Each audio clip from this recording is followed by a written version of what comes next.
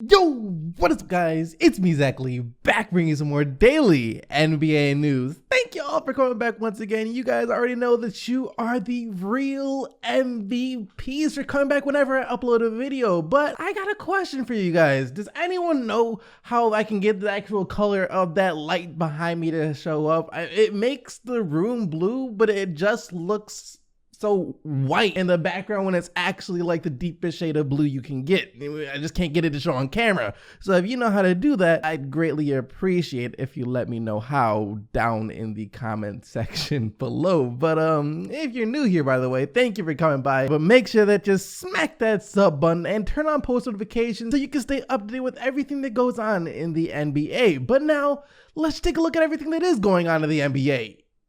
Yeah, no sponsor. First up in the news, Spurs fans, y'all should be hyped right now. Like, if you're not jumping out of your chair, doing somersaults, throwing your phone against the wall, actually don't do that, and then I do not know what it is that you are doing. A lot of people say that you guys took a massive L this offseason, mainly because you were forced to trade away a top 5 player in the NBA. Whenever that happens, of course, it inherently comes along with an L, even though you did get DeMar DeRozan in exchange, but that's a downgrade. But despite all that, like I said, you should be some of the happiest fans in the league right now because you got Lonnie Walker. And I said this a few weeks ago, but I seriously think he is going to be the steal of this draft class. If there is a player to be the next Donovan Mitchell, which there doesn't have to be, but if there is, I got my money on Lonnie Walker. See, not too many people are talking about him right now. There are a few, but for the most part, he's flying under the radar. And I think he's about to become the face of the franchise for the San Antonio Spurs. He will be the guy that makes Spurs fans forget completely about Kawhi Leonard. That is until the what ifs come around. What if Kawhi Leonard actually stayed with the San Antonio Spurs and joined forces with Lonnie Walker and actually DeJounte Murray too? Because if they were to have DeJounte Murray, Lonnie Walker, Kawhi Leonard, no other team is scoring over 100 against them. I don't care who you are. Anyways, back to what our first story of the day is. Donovan Mitchell was asked yesterday who he believes has the potential in this draft class to be the next him, to be the guy that shocks the league and is pretty much a star out of the gate. And his pick to be the next him was Lonnie Walker. I love Lonnie Walker. He has that factor and it's kind of like he's quiet but a killer. It's like a Kobe Bryant kind of mentality. I'm not saying he's gonna be Kobe, don't get me wrong, but that mentality. And he's taller than me too. Like I said, Spurs fans, you guys had better be ecstatic right now. I'm telling you, this kid is going to be special. Lonnie Skywalker is going to be a problem. In other news, so we've all known for about a couple of weeks now that Jayson Tatum has been working out this summer with Kobe Bryant. This is old news. But what we didn't quite know is exactly what Kobe has been teaching Jayson Tatum. If he's been giving him some of the Mamba secrets and telling him that if 5 defenders are on you, that means you should shoot the ball. So we didn't know exactly what Kobe was helping him out with until now, as yesterday we did get some quotes from Jayson Tatum where he talked about what he has learned from Kobe Bryant this summer. Maybe a few things that he showed me, post moves, but just interacting with him and being able to talk and ask him questions, trying to get into his mind and understand how he thought about the game, what he did to become successful. So there's that, but he also said that the main thing that he's been working on this summer is just trying to get stronger. That's probably the biggest focus. I'm still young, so it's hard to really just throw on a bunch of extra pounds, but I've definitely gotten a lot stronger. I just wanted to get my body right and keep getting stronger. So Jayson Tatum's coming back with a Mamba mentality, a Mamba post move, and a stronger frame. Kyrie,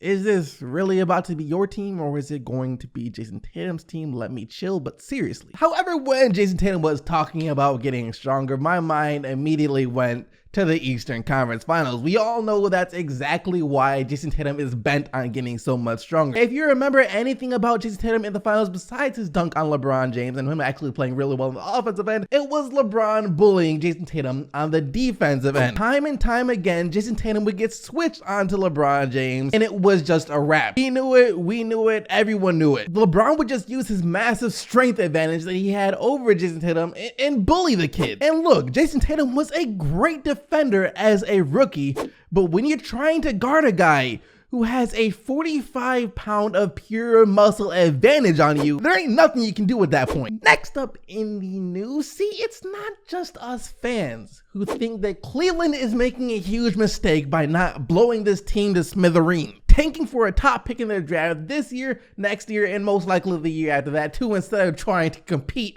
or whatever it is that they're trying to do. As an NBA scout yesterday was asked on his opinion of the Cleveland Cavaliers summer and their refusal to tank and their hope that they can be sort of like what the Indiana Pacers were in the Eastern Conference this year, and this is what he had to say. I don't like what they're doing. I would have done the full rebuild. Indiana got lucky. Cleveland needs to build through the draft for the next 2 or 3 years. Bite the bullet and go from there. Even with the roster they have now, they'll probably get a top 10 pick, maybe even a top 5. I don't see Cleveland being very good.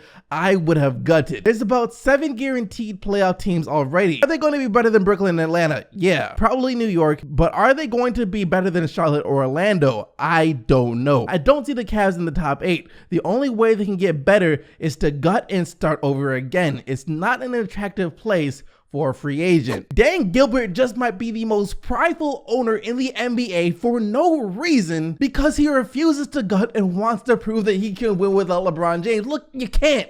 It's impossible. How are you about to do that with the team that you have assembled right now? You're going to be fighting for the A seed, and that's a best case scenario. What is the point of that? And for our final story of the day, Carmelo Anthony has had enough. He's not letting himself become a punching bag in the NBA like he has been ever since he started playing for the Oklahoma City Thunder. Fans have been throwing shots at him left and right as he finally responded to someone who insulted him yesterday on Instagram. As when this picture with the caption reading, "We tried to sign LeBron James this offseason. He was considering us and the Sixers at the time. Would you want LBJ or Melo?" After that picture was posted, another user responded to it by saying, "I can't believe who you just asked who I'd rather have, LBJ or freaking crusty old Melo." To which Carmelo Anthony responded by saying, "F you. F you." 80, take notes. If you truly want to respond to the internet haters, try and do what Carmelo Anthony did. Keep it short, simple, sweet, and to the point. There's no need to slide into the DMs or use a fake account. And that is going to bring us to today's question of the day. We're asking you guys a question based on something that we had to talk about today. And today's question of the day is this: what do you guys think about Lonnie Walker? Are you buying into the new hype that Donovan Mitchell had just placed upon him? Let me know down in the comment section below using the hashtag QOTD for your chance to be featured in the next video. And speaking of which, in yesterday's video, after we got those reports about Ben Simmons possibly switching to shooting right-handed this upcoming season, I asked you guys if you think he would, and if so, do you think he'll get better?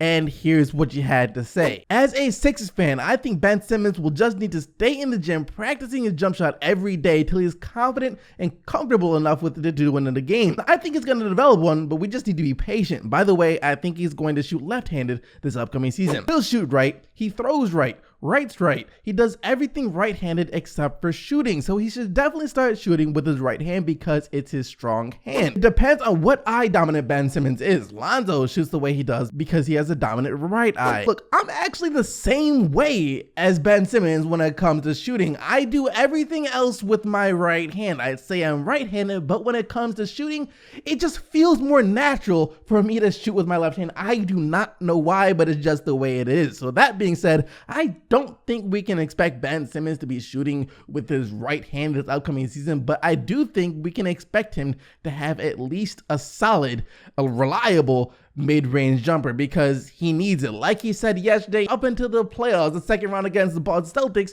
he never needed a jump shot. He was still dominating his entire life without it. Now though, he definitely needs it. Don't expect him to make any threes, but at least a solid mid-range jumper. Anyways, that is going to do it for today's video. I hope you guys enjoyed. If you did, be sure to smack that like button and remember to subscribe to the channel so you don't miss out on future videos. Thank you once again for watching, but until next time, I'm out of here.